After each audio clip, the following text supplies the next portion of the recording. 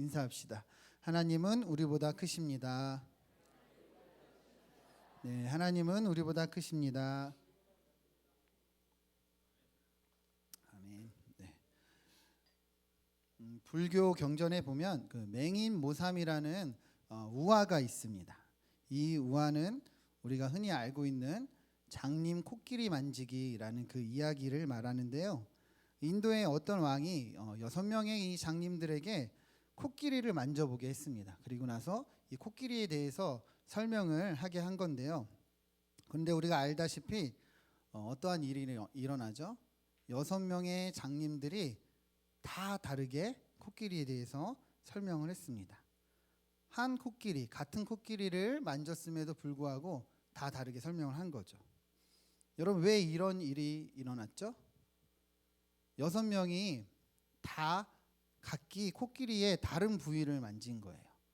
어떤 장님은 코를 만지고, 어떤 장님은 귀를 만지고, 어떤 장님은 다리를 만지고 나서 코끼리에 대해서 설명하니 서로가 다 다르게 이제 설명을 하게 된 거죠. 결국에 이 장님들은, 이 6명의 장님들은 이게 자기 주장만을 펴다가 이 왕에게 이제 혼이 나고 말았다고 합니다. 여러분, 이 우화가 우리에게 주는 교훈이 무엇이 있을까요? 결국에 사람들은 자기들의 입장에서만 이해를 한다는 거죠. 자신이 경험한 대로 생각을 한다는 거예요. 그래서 어떤 일이 일어났습니까? 코끼리는 한 마리인데 6가지의 설명이 서로 다른 6마리의 코끼리가 있는 것처럼 그런 일이 일어났던 것이죠. 예전에 제가 그 베트남 분들을 이렇게 돕는 사역을 했습니다.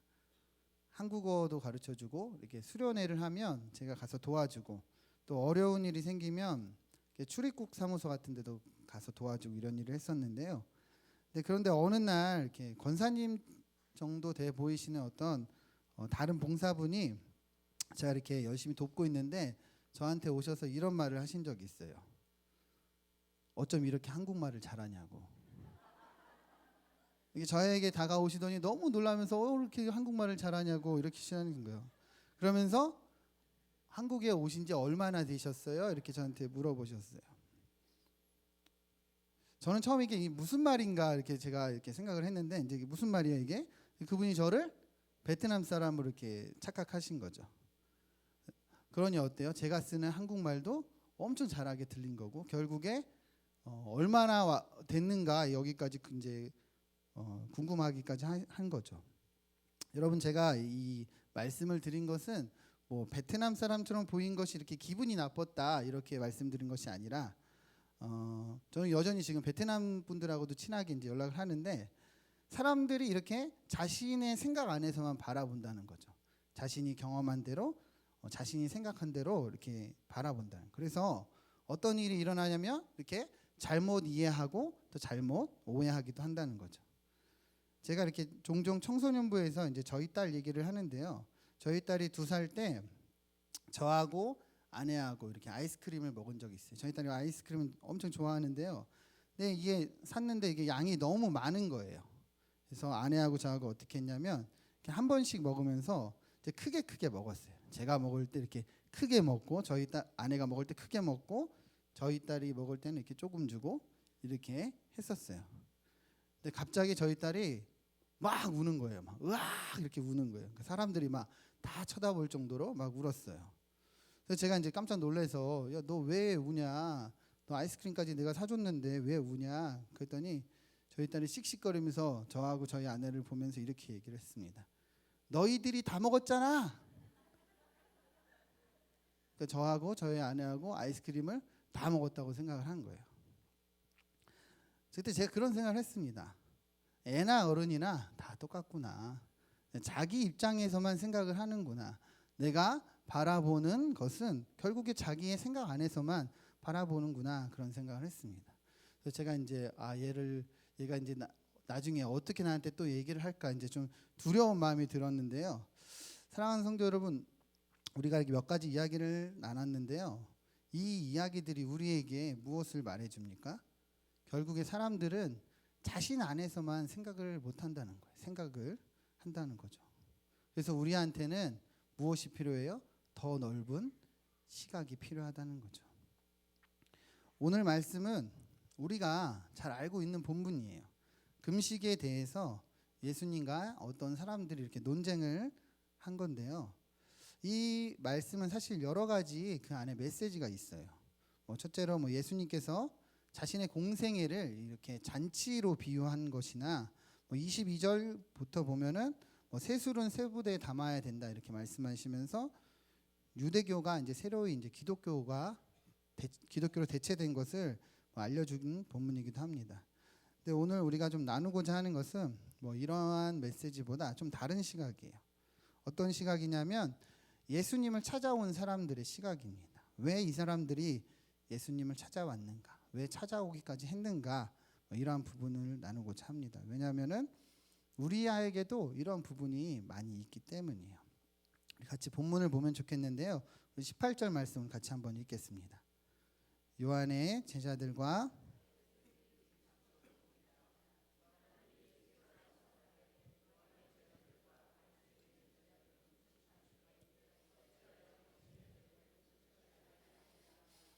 네, 18절을 보면 말씀드린 것처럼 사람들이 예수님께 찾아와서 질문을 이렇게 했다고 얘기를 합니다.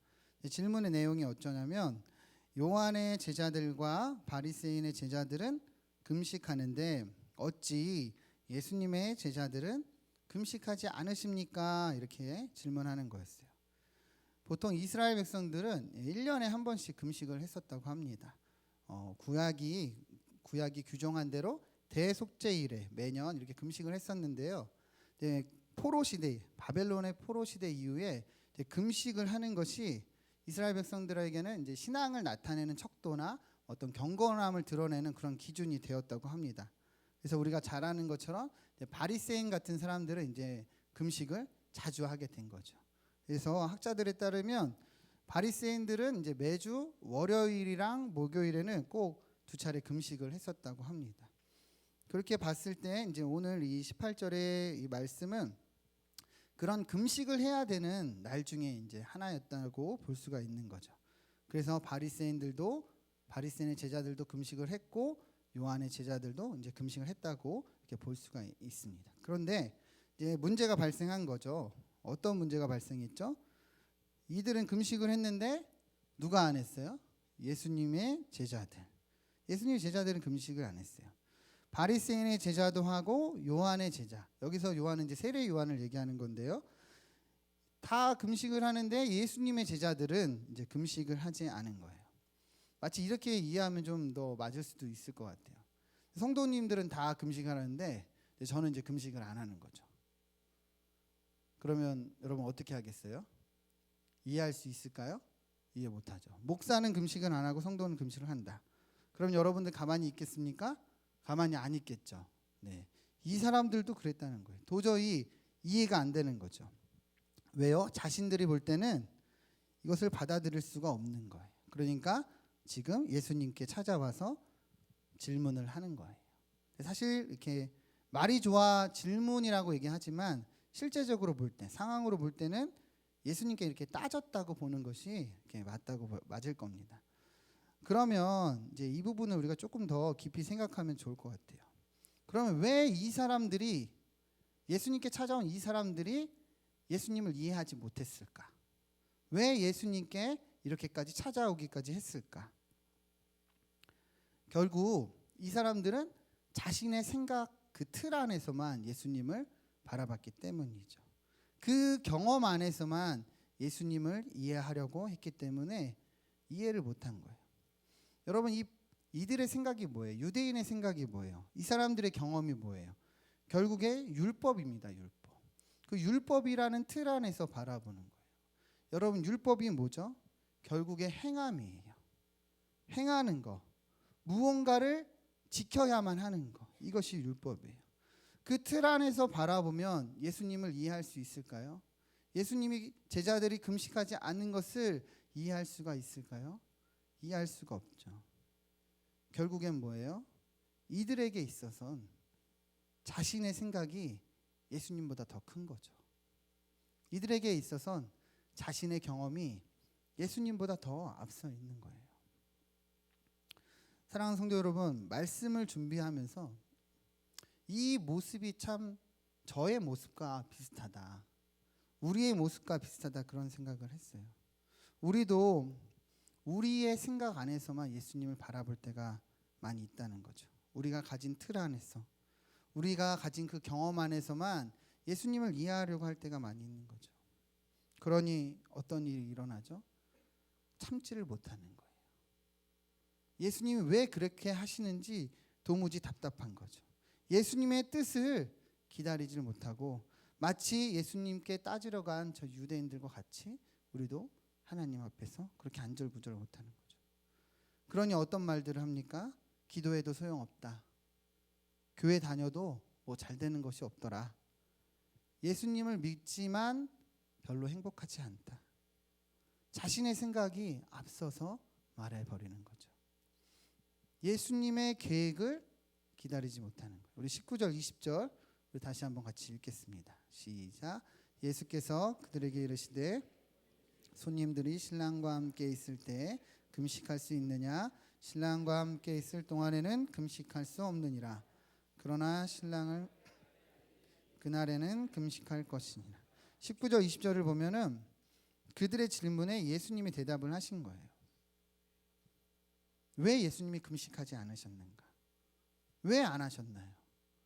예수님에게는 다른 뜻이 있었던 거예요. 예수님이 금식하지 않은 이유가 있었던 거죠. 그들이 생각하지 못한 예수님의 뜻이 있었다는 거예요. 예수님은 그들의 생각과는 다르세요. 그들의 생각보다 더 크세요. 경험보다 더 깊은 것이 주님의 뜻이에요. 그렇기 때문에 주님은 금식하지 않으신 거죠. 여러분, 우리가 이 말씀에서 보아야 하는 것이 무엇일까요? 예수님께는 또 다른 뜻이 있다는 거예요. 예수님은 우리가 이해할 수 없을 때라도 예수님은 뜻이 있으시다는 거죠. 주님은 주님의 계획을 가지고 계시다는 거예요. 제가 중학교 다닐 때 저희 아버지께서 운영하던 그 사업체가 부도가 났습니다. 저희 부모님이 이제 평생 그 미싱 봉제업 이걸 하셨는데 그동안 벌은 돈도 다 날린 것뿐만 아니라 빚까지 이제 수두룩 얻게 됐어요. 저는 중학교 때이기 때문에 어린 나이이기 때문에 잘 이해가 되지 않았어요. 왜냐하면은 우리 부모님, 제 동생 열심히 교회를 다녔거든요.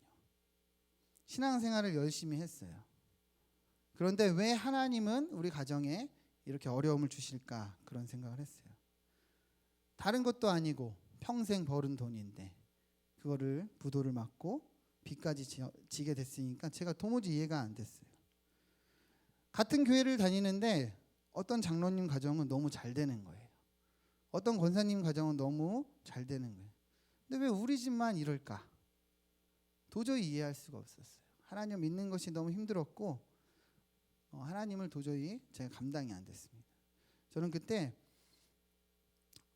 어떻게 살았냐면 제 나름대로 신발이 닳지 않게 하려고 이렇게 막 아장아장 걸어 다녔어요. 조금이라도 좀 아껴 보려는 마음으로 오래 신을 수 있으면 좋겠다고 이렇게 그렇게 지냈던 거죠. 그런데 이제 시간이 많이 지나고 이제 알게 됐어요. 저희 가정이, 저희 아버지 사업이 부도를 맞은 것이 하나님의 어떤 뜻이었는가. 저희 가정은 그 위기 덕분에 믿음이 자랐습니다. 그 위기를 통해서 하나님을 의지하는 법을 배웠어요. 저희 부모님, 제 동생 기도하는 것을 알게 됐어요. 무엇보다 하나님이 진짜 살아계시는 것을 경험했고 때를 따라 돕는 은혜가 무엇인지를 경험하게 됐어요. 그 고난을 통해서 돈이 아니라 믿음으로 사는 거구나, 그것을 알게 됐어요. 지금 저희 가정 여전히 빚이 남아 있습니다. 그러나 행복해요. 왜요? 하나님 때문에. 제가 이렇게 목사가 될 수 있었던 것, 목회자가 될 수 있었던 것도 그 고난이 아니었다면 아마 이렇게 되지 못했을 거라 생각을 합니다. 사랑하는 성도 여러분, 하나님은 우리의 생각보다 크십니다. 우리의 경험보다 크십니다. 우리가 하나님을 항상 이해할 수 있는 것이 아니에요. 여러분 인정하십니까? 우리가 항상 하나님을 다 안다고 말할 수 있겠습니까? 못하는 거죠. 그러면 그때 우리가 어떻게 해야 됩니까? 하나님을 이해할 수 없을 때, 하나님이 왜 우리에게 이런 어려움을 주신가 이해할 수 없을 때 어떻게 해야 돼요? 쪼로로 달려가서 따지고 질문하고 이렇게 해야 되는가요? 불평해야 되나요? 참지 못하고 안절부절해야 되나요? 불평해야 될까요? 아니죠. 그때 우리는 하나님의 뜻을 기다려야 되는 거예요. 하나님의 뜻이 무엇인지 바라보아야 하는 거죠. 우리의 생각과 다른 하나님이 어떤 일로 인도하실지 우리가 기대해야 하는 거죠. 왜요? 하나님은 우리의 생각보다, 우리의 경험보다 크시기 때문이죠. 하나님은 우리를 사랑하시잖아요. 하나님은 우리를 자녀 삼으셨잖아요. 십자가에서 죽기까지 그 사랑을 확증하셨잖아요. 우리가 무엇을 바라봐야 되는가? 하나님의 그 사랑, 하나님의 뜻을 바라봐야 되는 거죠. 우리가 잘 아는 그 축구 선수, 그 이영표 선수가 있는데요. 그분이 그런 말을 했어요. 열심히 신앙생활을 하고 기도하며 준비한 그 수험생 2명이 있었는데, 한 친구는 원하는 대학에 들어갔는데 한 친구는 원하는 대학에 못 들어갔다. 그러면 우리가 이것을 어떻게 바라봐야 합니까? 이렇게 얘기를 했어요. 분명 어떤 한 사람이, 시험에 합격한 사람이 하나님께 더 기도하고 하나님께 이쁨을 받아서 시험에 붙었다고 말할 수 없을 것인데, 그러면 어떻게 한 사람은 붙고 한 사람은 떨어질 수가 있겠냐는 거죠. 똑같이 신앙생활을 열심히 했는데. 이영표 선수가 이런 말을 해요. 자신이 지금까지 살아오면서 많은 사람들을 보았는데, 어떤 사람은 성공해서 시작하지만 그 성공 때문에 실패한 사람이 수두룩하게 봤고, 어떤 사람은 실패해서 시작했지만 그 실패 덕분에 성공한 사람을 수두룩하게 봤다는 거예요. 사랑하는 성도 여러분, 성공이 무엇이고 실패가 무엇입니까? 우리의 생각으로 무엇을 성공이라고 말할 수 있으며 우리의 생각으로 무엇을 실패라고 말할 수 있겠습니까? 분명한 건 한 가지예요. 하나님 붙잡으면 그 자리가 성공의 자리입니다. 하나님과 함께하면 언제나 성공이에요. 여러분, 주님은 우리보다 크십니다. 우리의 생각보다, 우리의 경험보다 크세요. 우리가 계획하는 모든 것보다 하나님은 더 놀라운 계획을 가지고 있습니다. 여러분, 성공하기 원하십니까? 하나님을 붙잡으십시오. 하나님을 의지하십시오. 하나님을 이해할 수 없을 때 더욱 그리하십시오. 하나님은 놀라운 계획을 가지고 있습니다. 저는 고난이 올 때마다 기대합니다. 어려움이 생길 때마다 하나님을 기대해요. 그런데 한 번도 하나님은 저를 실망시킨 적이 없었습니다. 저희 딸이 태어났을 때 아프게 태어났어요.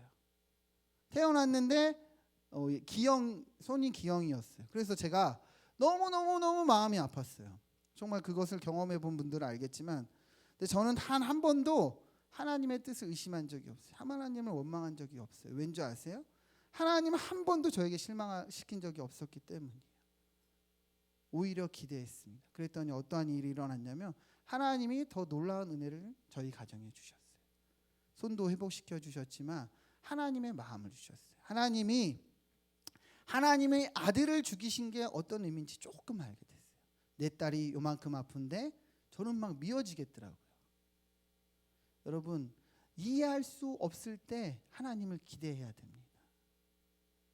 그때 그 자리가 성공의 자리고 그 자리가 가장 축복의 자리입니다.